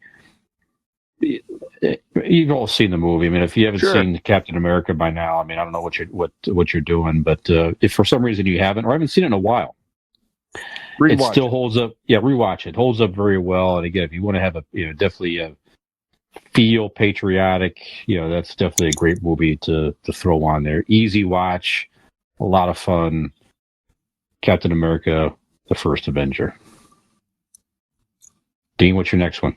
My next one on my Mount Rushmore. We mentioned that it was Mount Rushmore? I mean, it is patriotic.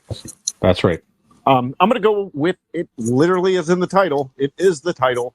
In the 2000s, Mel Gibson in The Patriot. Mm-hmm. This movie, unfortunately, was overshadowed because it came out the same time as Gladiator. So I think it hurt it in a sense, but it's a really good movie. It is about the revolution and this guy coming out of kind of retirement, so to speak, to fight in the Revolutionary War and become like this hero and the patriot. And yes, it takes liberties with some actual historic characters, of course, but it's still just a great movie. Patriot. Yeah, I rewatched that this week too, Dean. I hadn't seen that movie in a long time. It's great. It's free. I watched it and was shocked TV. to find Tom Brady not in it. I was like, "What the fuck is this?" Most people are. Yeah. It's like young Heath Ledger's in this as his son. It's like that was kind of sad to see Heath Ledger in this. He's so good in it too. He's great. And Mel Gibson, like you said, great. And then the guy that played the main redcoat, the main British villain, he was a real hateable character. Great job. But don't think it's patriotic. You're right. That's right. Nick? I'm sticking in tone here with Brian's pick. In my opinion, the most patriotic movie of all the Marvel films is Black Panther. They are Wakanda above all else. They are country first. Just an absolutely incredible movie. The respect that they carry for their country and that they, kind of patriotic, just patriotic for another country. Well, patriotic is not exclusive to the United States. Every country would be patriotic. Right, yeah. I don't have many American patriotic movies. No, because you're not. Right. But Black Panther, it was kind of the embodiment of patriotism. It's, everything's Wakanda forever, and they all band together and they put, they're a country, but almost, like a large city run like a small tribe, and they all look out for each other, and they're, always protecting one another before all else. So I thought that was very admirable, and I found Black Panther to be a very patriotic film. So Black Panther. So Brian. Yeah, interesting thought. Good.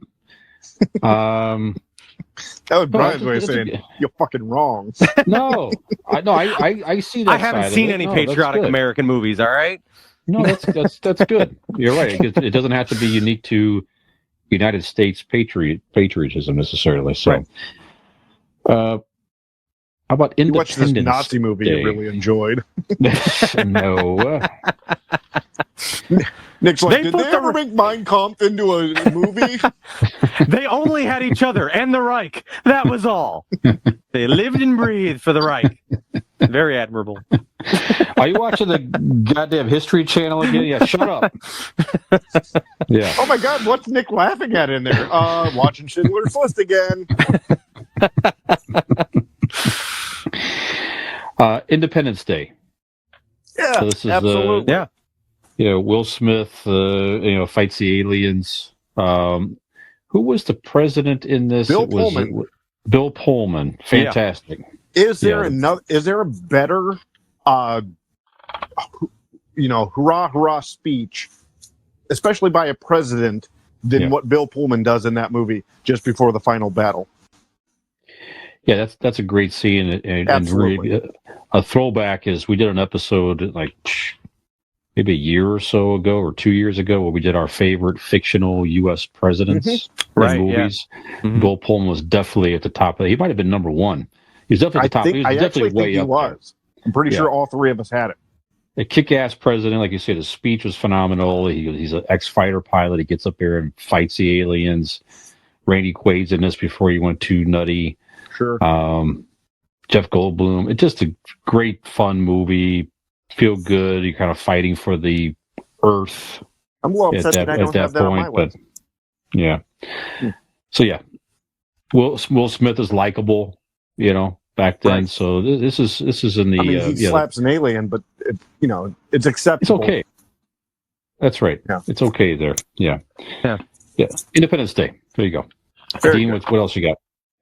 I'm going to go with a little bit serious. I'm going to go with, it was my original thought when this subject came up, 1989 Tom Cruise classic, Born on the 4th of July. Mm. It is about a Vietnam veteran who comes home to just the trials and tribulations of what the veterans did come home to.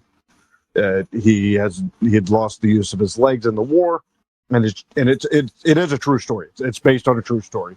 The character is a real life guy, and it kind of goes about his journey of trying to not only get back into society, but also fight for the rights of the veterans. And it is it's very, very touching, very, very powerful. Yeah, definitely a great movie. Born on the 4th of July. Yeah, one of his probably better acting performances. Absolutely. Sure. Yeah. I mean, besides Days of Thunder, but right. Yeah.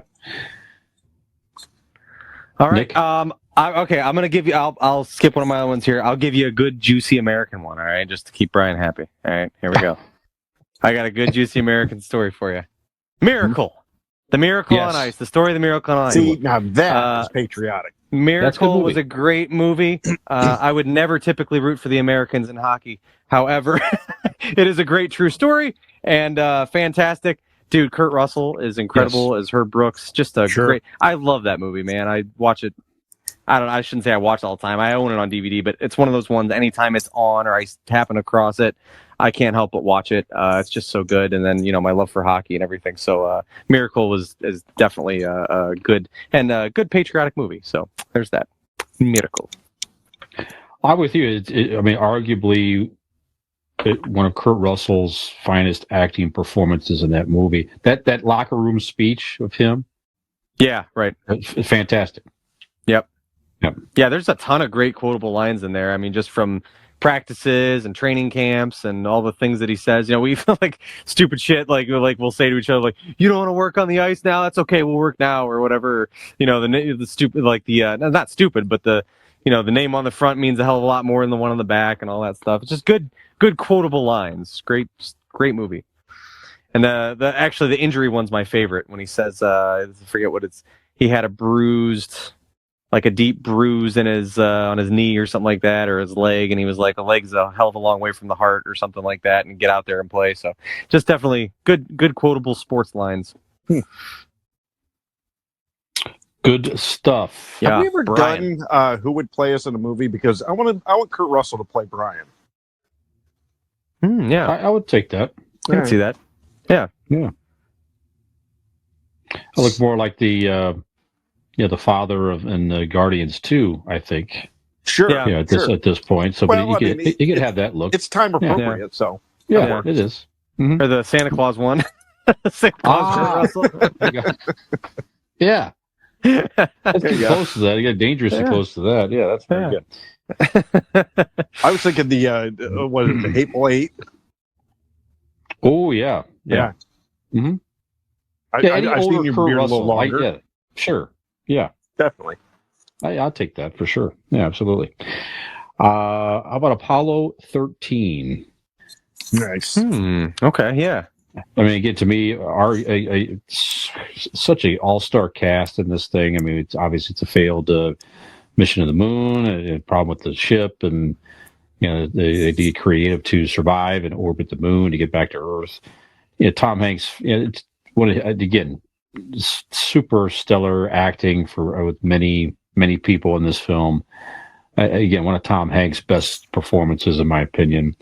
A lot of fun. I hadn't seen it in a long time. My mom was over here for, I think when she was recovering from her knee surgery or something like that. Wanted to watch it, and I kind of sat down and just got sucked right into it again. So yeah, just a rock solid movie. And again, definitely makes you feel it's the American spirit, American triumph, ingenuity. Exactly right. To survive that mission. Go ahead. Do you guys know the fun fact? If you're keeping track, this is Dean's fun fact of the day. Jack Black's mother was one of the engineers that created like it in the movie. Gary Sinise put the thing together, but that's not how it went. Jack Black's mother was working on the solution to get them home. Had to stop, go give birth to him. And she called the director and gave him the solution. So Jack Black's mother gave birth to Jack Black while getting the boys home from Apollo 13. Damn. How about that? You sure you didn't make that up? Nope. Actually, just to double check before I said it, I did Google it just to make sure that the story was right. But I was right, yeah. I'm not sure. Not sure. Yeah, so... I figured you guys would have heard that before, but very cool. All right, I'm going to go with, and I'm sure we all saw it in school, but 1776 from 1972. It was about the founding fathers and the Declaration of Independence. All of us in my generation, Nick, I'm sure you might be right there with me, would recognize playing John Adams was Mr. Feeney himself. Anthony Daniels. So, but it was a staple in school. It's one of those. It's not the best production, but it is obviously it tells just the story of the signing of the Declaration of Independence and all of that sort of thing. But Mr. Feeney's playing fucking John Adams, so that's pretty cool. What's more patriotic than that? Yeah, Mr. Feeney, Anthony Daniels. Yeah, from Boy C-3PO? Meets World. No. Oh, okay. That's Feeney's name, right? Guy. Yeah. Well, okay. I just know him as Mr. Feeney. I don't actually know his real name. Okay. All right. If it's also Anthony William Daniels. I'm sorry. Okay. I must Anthony have had Daniels this when writing it down. Yeah. Okay. Yes. God damn it! I knew it was William Daniels. Yeah. William Daniels. Okay. Very good. Oh my! We must sign the Declaration of Independence. Right. Oh dear. Oh dear, the British are coming. The British surrender. Yes, William Daniels. Okay. Yes. Yeah. Okay. All right. I don't know if I saw that movie, 1776. I can't Really? remember You guys ever didn't see it seeing in it. school? I don't think so. They didn't have moving Alright. pictures when Brian was in school. Yeah, we had fucking film He was strips and signing the shit like that. Declaration of Independence. He was living that shit. Our movie pictures were like beep. Beep. Quick, draw the next cave painting. All right. Nick, what do you got? Oh, all right. Here we go. Here's another good patriotic movie. Cool Runnings. Cool Runnings. The Jamaican bobsled team. Mm-hmm. That's right. The Jamaicans actually form a bobsled team. They go to the Winter Olympics and compete. And what's more patriotic than everybody sitting back in Jamaica watching these boys go down that ice track, waving their flags, sweating their asses off in huts and shit, and rooting on their bobsled team. They're singing. They got their song going. The flags are going.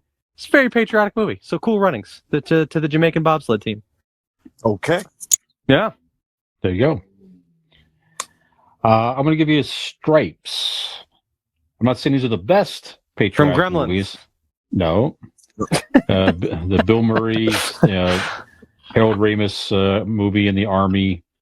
I know we've talked about this movie in the past, other episodes of where movies they had weird endings. This made my list of movies that had the questionable endings. The third act really kind of goes off the rails with them fighting the Russians and everything. But well, it was the 80s. It is everybody fought the Russians in the 80s. Yes, that's right. One way or the other.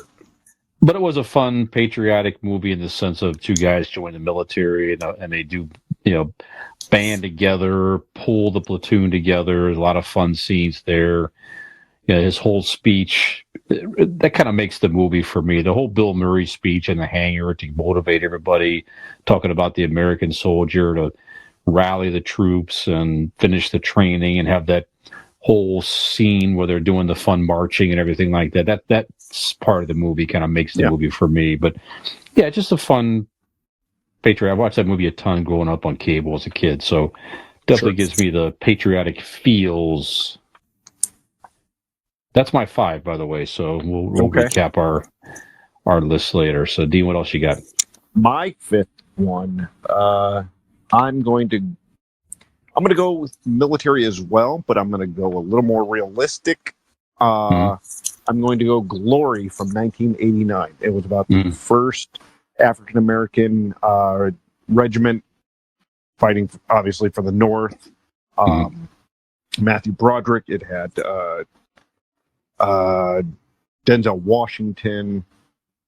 Those are the two biggest stars, but it was a great movie. I think it did win Oscars, right? I would assume. I don't know, but it definitely was a very popular movie. Yeah, it's one of those. I mean, spoiler alert, but it happened in history, in real life, and in the movie. But it was one of those where, as a kid, you weren't used to seeing every main character die at the end. Yeah, there was nobody was in that as well. Sorry, go ahead. Yes, that's right. Morgan Freeman. That's right. 89. Yep. It's a great movie. If you haven't seen it, definitely check that out. I mean, it's a true story. It's like I said, it's based on the first African American regiment in the North, because they had back then they'd had some African Americans, in troop and stuff, kind of doing underling things. But this was they put these guys together and gave them their own troop, and Matthew Broderick was chosen to lead it. Not back in the actual time, but in the movie, it was Matthew Broderick. So. Yeah, the movie, by the way, it's from Academy Awards real quick here. Denzel won Best Supporting Actor. That's right. It won for Best Cinematography and Best Sound. That's what it won Academy Awards for. Here you go. That makes sense. And it won, it won for, Denzel also won the Golden Globe. Sorry. There you go. Yep. Nice. Okay. All right. Am I up? Is this it? This is it. I think number 5. All right. Yes, sir. Okay. All right, guys. I saved the best for last. This is It's Jingle nothing. All the Way. God damn it. Nothing represents the country better than, I would say, this movie. It is Jingle All the Way because it highlights consumerism at its highest peak. And what is more American than the need to have everything That's and right. to have things and accumulate things? So Jingle All the Way is my last Are you submission. serious? Yeah, well, fucking 100%. I had Jingle. It's the first one I wrote down. Making a joke. Yeah, no, Jingle All the Way. Yeah, man, consumerism, man. That's America. Yeah, Jingle All the Way. right. There you go. Yeah. There you go. Okay. All right. Any honorable? So let's recap our 5 first of all. So my 5 was Stripes, Captain America: The First Avenger, Independence Day, Rocky IV, Apollo 13. Dean, what was yours? I had Red Dawn, The Patriot, Born on the 4th of July, 1776, and Glory. And I had Team America, Black Panther, Miracle, Cool Runnings, and Jingle All the Way. Very good. Yes. Any honorable mentions you guys will mention I do. quick? I got one. 1994's Forrest Gump. What's more American than showing, history through the eyes of a mentally challenged fella running around getting into things? There you go. Yeah. Nick, any honorable mentions you had? Yeah, I wrote down Braveheart. Braveheart was a very patriotic movie. He was a warrior, and just so Braveheart was a good one. And then I also wrote down Air Force One, as you mentioned. We did our fictional presidents. Harrison Ford's my all-time favorite fictional president. So definitely served as a great president, and so yeah. But you didn't put it. But you didn't add him. You just it's honorable not mention. Better than the other ones that I put. Get down. off my list. Yeah, it's not better than a Jamaican bobsled team. For sure. I mean, it's a bobsled team in the Olympics from Jamaica. Every time you repeat the plot, doesn't make it better. Oh, and John Candy's in it. Hello. All right. That is a fair. That is fair. All right. Add John Candy. Instantly better film. Absolutely. Yes, whatever That's is. true. Yes. You add the Canadian like that to anything, it's going to get better. Absolutely. Mm-hmm. Great Outdoors should have been dog shit. You're right. Yep. I had 3 honorable mentions. We already mentioned them, so we won't get into the details at all. The Patriot, Team America, World Police, and Miracle were on my honorable mentions. I got the list up here. Mm-hmm. And I'm trying to see if there's anything that we missed. We got pretty. I think between 3 of us, I'm surprised neither one of you said Saving Private Ryan. Actually, you know what? I put that as like maybe I should say that, but I've never seen it. I just know it's like a big thing. I haven't seen it in such a long time. You're right. Yeah. It's these are again our favorite. It's not necessarily the best, like I said. Gotcha. So I just haven't seen that movie in a long time. I haven't seen not Old Glory, but Glory in a long time. Gettysburg was another one that was on all these lists. Yeah, I never saw it. Think of. You never seen Gettysburg? I don't think so. It's a long one. That's a really long one. So looking at that list, there's definitely movies in. If you look up any list of best patriotic movies that I would like to see, just haven't gotten around to.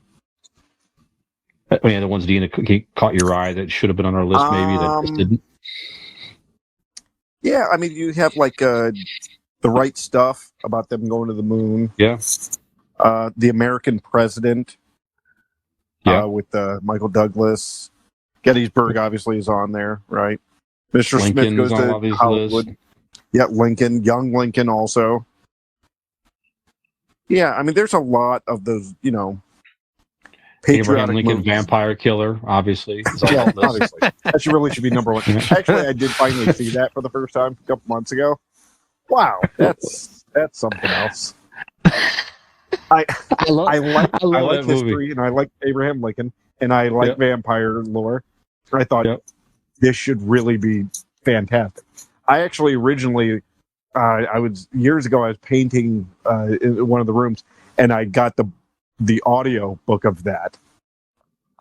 I didn't even get through like 3 chapters.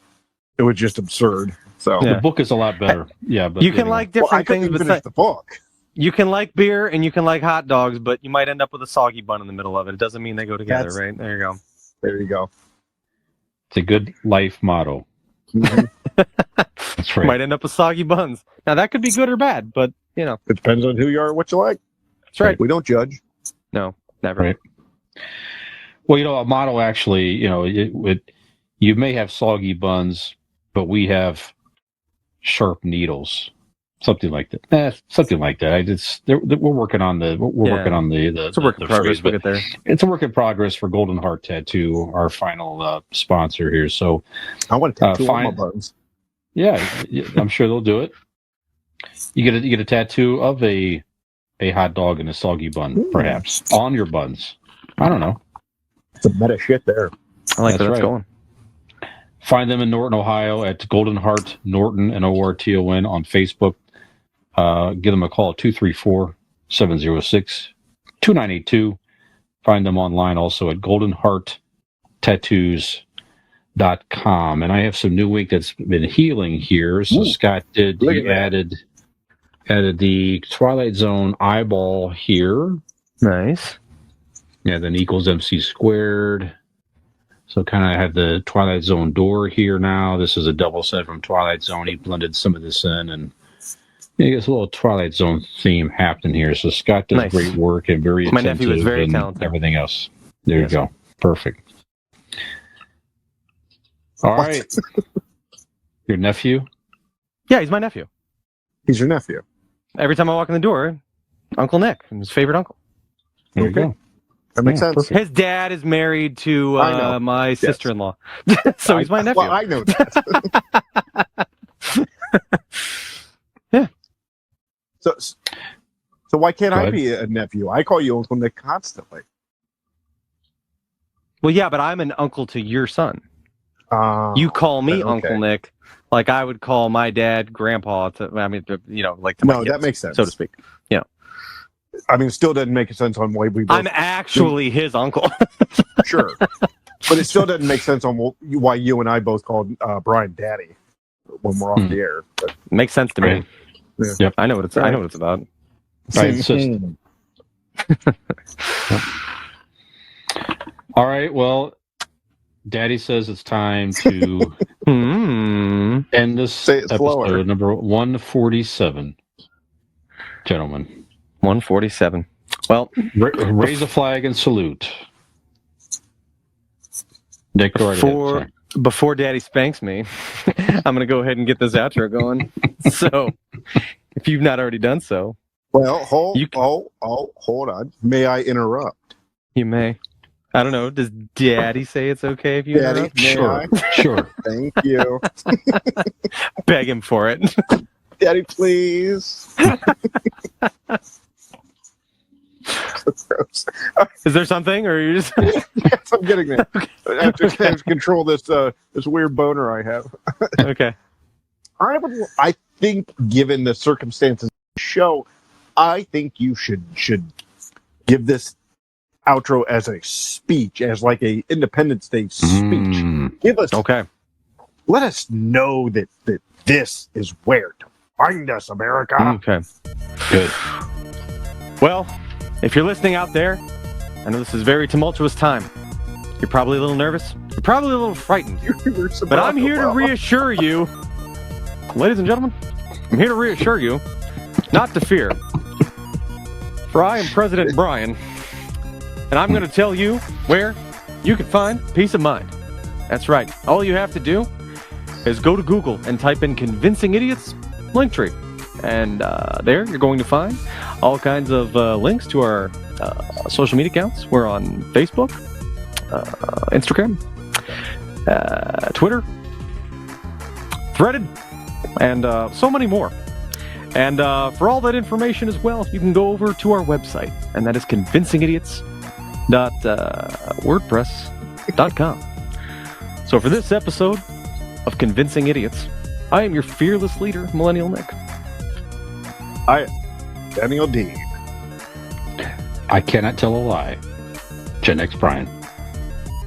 Have we convinced you to join us in battle for the next episode of Convincing Idiots? Rah! Come on. Fuck. Let's go. Rah! Yeah, fuck. Let's go. Dun dun dun dun dun dun dun dun. Dun dun dun dun dun dun dun dun. Hey, did you like that video? You know you did, and we know you did. So stop screwing around and go like that video, subscribe to our channel, and join us for some more.